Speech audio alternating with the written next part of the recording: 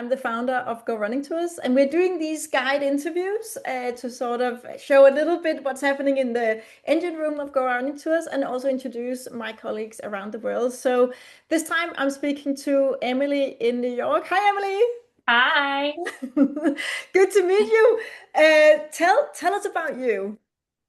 Sure. So my name's Emily. I'm lead guide in New York. I've been with Go for about, let's see, almost 3 years coming up Mhm. this winter. And before I was a guide, I was a guest in Mexico City and Mallorca and Florence. So I am a big road runner. I've run, let's see, I'm running Berlin in 2 weeks, and that'll be my 18th marathon. But also a big trail runner. Love just being outside, connecting with people, and building the running community. Outside of Go, I work in finance. That's my day job. And I've lived in New York City for 11 years. Fantastic. I actually didn't know you've been there for that long, 11 I know. years. Yeah, it's by New York standards, I'm officially a New Yorker now. So, Okay. Fantastic. So you talked a little bit about sort of what the running you do now, but tell us a little bit more about your journey into running. sure. I was actually reflecting on this the other day because someone asked me how I got into running. I played sports in high school, but not very well. And I didn't really pick up running until college. And in college, I studied abroad in Rwanda. And at that time, there weren't a ton of workout options. Like I was very used to taking classes or, group classes, that kind of thing. And I wanted to stay in shape. And so I remember setting a goal of running a 5K. And I would go to the national track in Kigali every morning when the national track team was practicing, and I worked my way up to a 5K. And from there, when I came back to the US, I ran my first half marathon. And then when I moved to New York, it was a really great way to meet people. And I really built a great running community through marathon training and just through the various running clubs that we have here. So I guess the rest is history. Excellent. And actually, one thing that I just talking about your running journey, I actually have a little bit of an envy with your, I don't know whether it's part of your running journey, but you sometimes post pictures where you're out running with your dad. So tell me, Yeah. has your dad always been a runner? Did he catch on at the same time as you, or what's happening? But I'm deeply, well, part envious and just really sort Yeah. of, I really admire it as well. No, my dad has not always been a runner. He started his fitness journey when I was like in high school. And then, he was running like 5Ks and things, but I really became a more serious runner. And then I don't know if I inspired him or he just wanted to get on Strava or whatever, but he has always been a big cyclist. And so he then started training for longer races, and I paced him for his first marathon in 2023. We ran the Marine Corps Marathon together. Since then, my sister has become a big runner. And so it's sort of like a family thing now. And I'm actually running Berlin with my sister. That's going to be her first marathon. So it's super special that the three of us can do this together.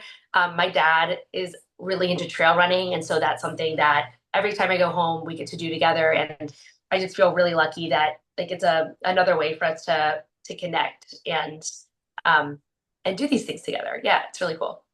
Fantastic. I think I just really enjoy the Strava updates when you're out having your daddy runs. I think Yeah. it's And he's fantastic. taken he took a tour, and then I did the Central Park 5K as a walking tour with him and my mom.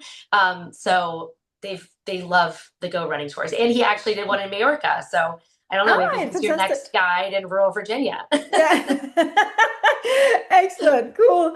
So then, Emily, we sort of talked about a little bit about your running. I want to talk about the running tours because you've done quite a few running tours, and I often ask the guys, so what's your most memorable tour? Which one stands out as sort of the, yeah? Do you have any tours that Yeah. stands out in the guests or tours? Tell me about it. I feel like all of the tours are memorable because it's always connecting with someone different, um, getting to chat with people. So I feel like I have such special memories about every tour. So it's really hard to pick one.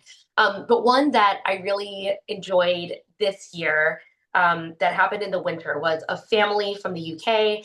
I think that their youngest child was maybe like 10. And so we did the Central Park tour, but it was the first time I'd had someone like younger on the tour. But I wanted to make it really kid friendly. And I also was mindful that it was like, 0 degrees Celsius, like 15 degrees. So, it was a tough day to get out there and run, but it was really fun. There's a part in Central Park where I don't know if you've seen the movie Elf, but there's a snowball fight scene. So we went there and we did like a pretend snowball fight. We saw the animal statues around the Central Park Zoo. And it was just it made me think about the tour in a different way. So I think that was really memorable. But, all the tours like hold a special place in my heart. So it's hard to pick just one. Uh, Fantastic, excellent. And then also, what's your most challenging tour? I have Hmm. one in mind that if you don't mention it, I will ask about it. But Okay. now, from a blank canvas, if you think about it, what's your most sort of challenging tour that you've had? I mean, definitely the New York Grand Tour, which is the half marathon tour, just in terms of distance. But it also has what I think is the toughest bridge in New York City on it, Mm, maybe around the 9 mile marker. So I warn people up front, and we go over 3 bridges, but that one is particularly spicy. And then also, of course, the distance is the most challenging distance that we have. But in terms of shorter distances, I think that the New York Bridges Tour is probably the toughest, but also the most rewarding. We have 2 big bridges we go over. There are a few hills, but I think it mm. has the best views of the city, the best photo ops. So it's uh, it's work, but the reward is equally as great. Yeah, it sounds amazing, and also you Yeah, also always get raving reviews, not only for that tour, but in general. But that one seems to stand out for people as well, I yeah, think. I think Yeah, so. excellent. Cool. And then sort of we of course talk about running and so on, but a lot of our guests are also they're travelers. They come to New York City to either work or to be on holiday, and they of course spend their time going around seeing the city. Is there anything that you think when people come to New York City, now you've been living there for 11 years, is there something they should be doing that they're not doing, or the people that really know they should be doing? Yes. I mean, the number one thing I'm going to say is get out of Times Square. I know a lot of people stay there because it's really convenient. And of course, there's Broadway there. But I think the best parts of New York are maybe like Soho or also like on the West Side. I think running tours are an amazing way to do that. But I would say, like, go to Times Square to see Broadway. Otherwise, avoid it like the plague. When people visit New York, they're like, "How do you live here?" I'm like, "Well, I don't live in Times Square." But I would say also like go to Brooklyn, Brooklyn and Queens. I live in Queens, so I'm a little bit Mhm. biased, but those neighborhoods are so culturally diverse, and Queens especially has incredible food. Every couple of blocks is another neighborhood, right? Like in my neighborhood, we have amazing Colombian cuisine, Ecuadorian cuisine, Nepalese cuisine, and about half a mile in that direction, there's the best Bangladeshi food that you're going to get in New York City. Mhm. Yeah. So I know like New York is huge, and it's of course, like if you want to go and see the Statue of Liberty, those are all amazing things to do. But I'm happy to give recommendations to anybody who wants to go a little bit off the beaten path. Excellent. And I actually think you touched on something there. It seems like all the people that we run with are foodies as well, right? I don't know whether it's just a running thing, but runners just really like food. I think we're just hungry. Yeah. Constantly But hungry. yeah, I agree. And I find myself giving the same food recommendations to people. I Mhm. always follow up with an email and I include food recommendations that we've talked about because inevitably I share a lot on the tour. Um, you know, I would say, of course, in New York, you have to get a bagel. But I'm pretty picky about my bagels. So bagels and pizza, like those are always the recommendations that I share. But it's hard to go wrong. There are so many places to eat in New York. Um, but I'm happy to share any and all food recommendations. Don't even get me started. That's a whole nother interview. Fantastic, excellent. And is there anything now you mentioned Times Square? Don't go for the shows, but otherwise don't go to Times Square. Is there anything else people shouldn't do that you Oh, think? I think New York gets a perception of being dangerous. Mhm. I think I ride the subway every single day. I think it's a generally very safe place. Yeah. Same with like the reputation that New Yorkers are unfriendly. I think Mm, people in New York won't go out of their way to say hello to you, but if you mm, need help, someone will always stop and help. And I'm always amazed by the links that New Yorkers go to help each other. And so, don't be afraid to approach somebody on the street. Someone might curse you out, but someone also might be happy to help you. And I would say if you're staying in Manhattan, it's really hard to go anywhere that's dangerous at any time of day. So you should feel free to walk around, um, feel free to like talk to people. If you go out of your way to approach them, more than likely they're going to be happy to talk to you. Yeah, yeah, good point. I actually think there's a th- from my perception, I think the culture, I find the American culture or the US culture extremely helpful.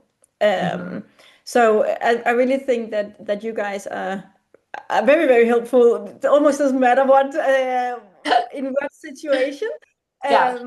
A lot of times when I go to the US, even I'm standing and I'm looking at the train ticket machine, and I might have been there for 10 seconds, and Yeah. immediately someone is there saying, "Hey, do you need a hand?" Right. So I think in Well, general, you guys are very helpful. I'll say also New Yorkers tend to be pretty loud. If you hear people yelling at each other, they may not be fighting, they may just be talking. And people are very expressive and talk with their hands. And so I think that's something that I've had friends who've moved from more reserved places. And that's something that they're like, okay, I had to realize that people aren't angry, they're just passionate. Yeah. Yeah. Cool. And then sort of going back into running a little bit, just finalizing our conversation.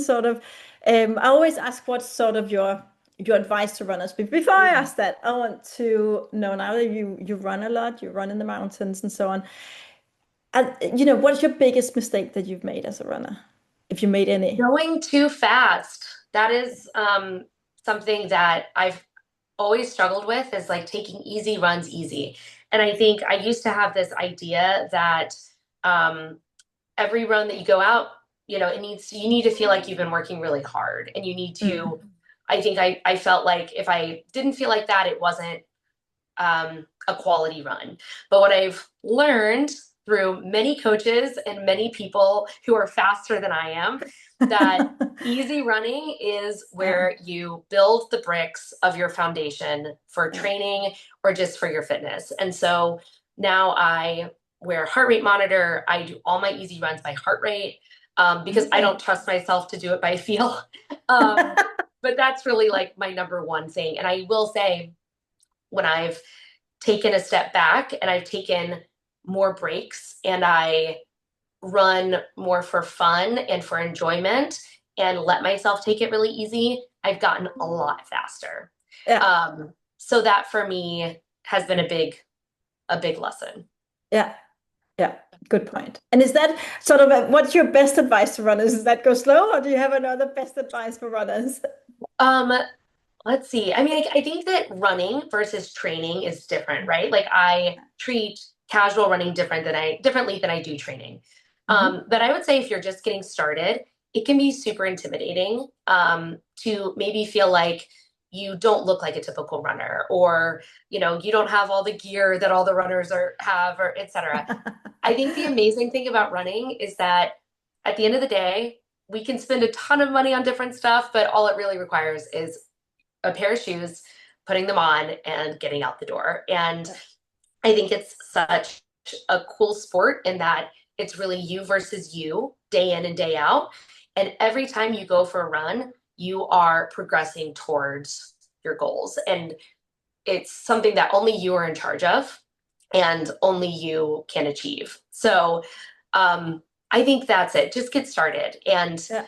then, if you are starting to feel comfortable, starting to see yourself as a runner, going to run clubs and being around like-minded people who have the same goals. I know for me, it's really, it's really special to have friends who have the same goals as I do, the same lifestyles, because, Friday night we're all going to bed at 9 p.m. because we have to get up on Saturday morning to run. And I think it's really special. Yeah. Yeah. No, I totally agree with that. Do you have a goal? Do you have a goal at the moment that you're training Um, for specifically?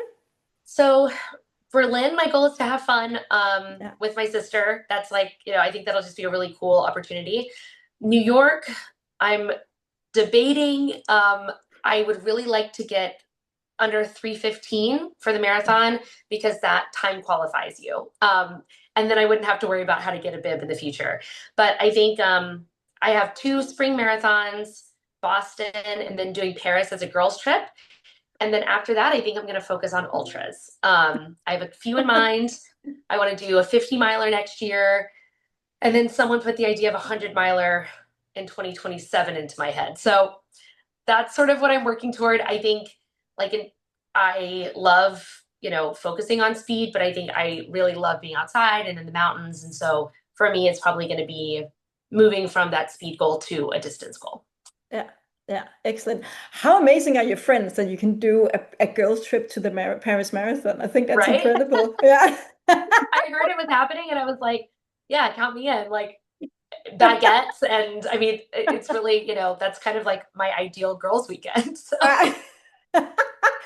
Oh, fantastic. Cool.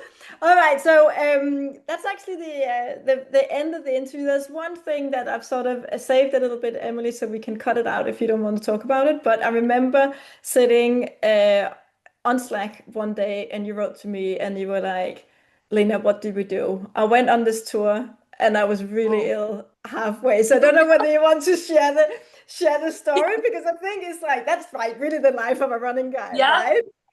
no, I mean I can talk about it if you want me to. Yeah, so I was meeting up with a client for the what Moneymaker Mobsters, Mariners, and Moneymakers tour, which is a great historical tour. And on the way over, I was like, I don't feel that great. But I was like, I'm sure I will feel better as soon as I start running. Well, I didn't. Um, I was halfway through the tour running, and I just had to pull over to the side and projectile vomited all over the sidewalk, which was really, not my best moment. But the person who was on the tour was so kind. He was an elementary school teacher. So he was like, I have been thrown up on, and I didn't throw up on him, but he was like, I've seen vomit so many times. He got me a water, and I was like, I'm a really bad patient. And so I was like, I can keep going. It's fine. We ran like 5 more minutes, and halfway through the next explanation, I was like, I'm really sorry. This is not going to work today. So he was so understanding. And I told him, I was like, when I'm feeling better, like, let's connect. I'll give you a different tour, totally comped, of course. So we ended up connecting again. 2 days later, we went on a Central Park tour. Thankfully, no one was ill, but it was, yeah, I was definitely really embarrassed because nobody wants to like get sick in front of someone else, especially someone who's paying you money. But it ended up working out great. And yeah, I mean, one other thing I'll say, and you can feel free to cut this out if you don't want. I've had some really funny experiences around New York City that I think are so unique to New York. I one time was running with someone and there was a naked man on the street, just doing naked man things. And I think you just have to take it all in stride. I also had a family on a tour and these raccoons were mating and the child was like, what's going on? And I had to be like, nature is happening. So I think that, New York is such a crazy place that we see things all the time on these tours and you just have to like roll with it, right? Because that really is the reality of running in New York. You may see a naked man doing naked man things. doing naked man things. Oh, fantastic. Excellent. Emily, Thank you very much. Thank you, Lena. It was good it's a talking with pleasure. you as always. Thank you for being an awesome colleague Of since course. day one. All right. Of Thank you course. very much. Appreciate it. Bye. Bye.